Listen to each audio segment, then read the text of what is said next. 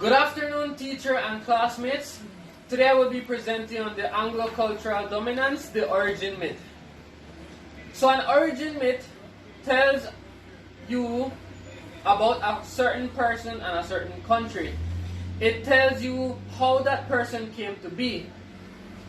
In Belize's case, we came from a battle that happened between the British and confronting the last attempt from Spain. And this is a picture here that shows the battle that happened between the British and Spain. And this battle, sadly, it did not end racism. Instead, it reinforced racism with the colonial society. There were many questions that were asked. One of them is, why did the nation consider the event, which is the battle, as their origin of myth if they were struggling long and hard against slavery and colonialism? Another question that was asked is, who wrote the narrative? Who was in charge of making up this story? Another question that was asked is, what is the moral of the story? What is the lesson that should be learned from this? So, with the British settling into the country, they needed someone to inherit their values. So, with the British settling in, they needed people to inherit their values. As you can see here in this picture, you can see a British man talking to Africans and colored people.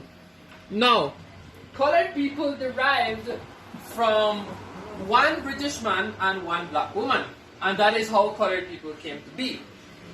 Now, the only one who was up to the task were the Creole.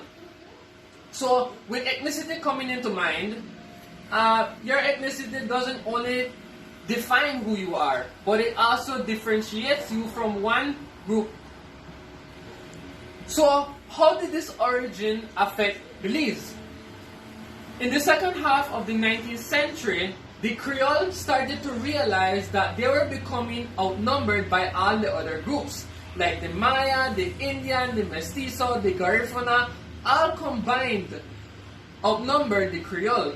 So then the Creole elites, they sought out their relationship with the British, and they proposed a plan to the British and told the British to say that they were the first inhabitants of Belize.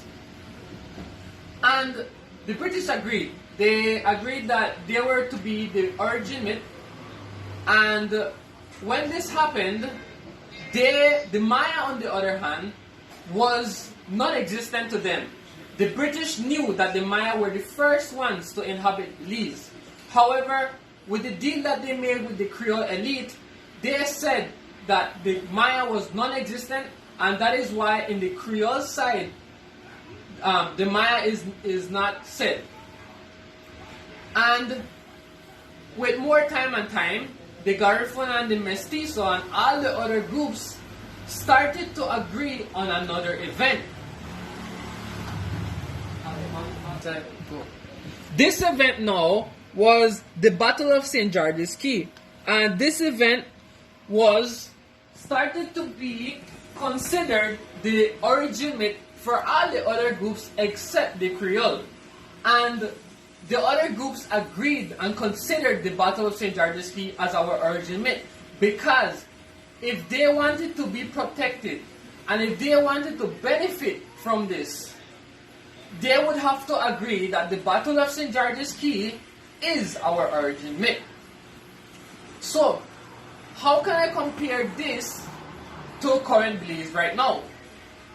The part where it says about the British coming in and making the Maya non-existent. If we take that part and if we compare this to right now, let's say that you're in a group and this person comes in out of nowhere and comes and barges in and starts making decisions out of nowhere. The person disregards your ideas and doesn't listen to you. That comparison of barging in and not listening to anyone else and making you feel non-existent is a comparison of history to right now. Thank you.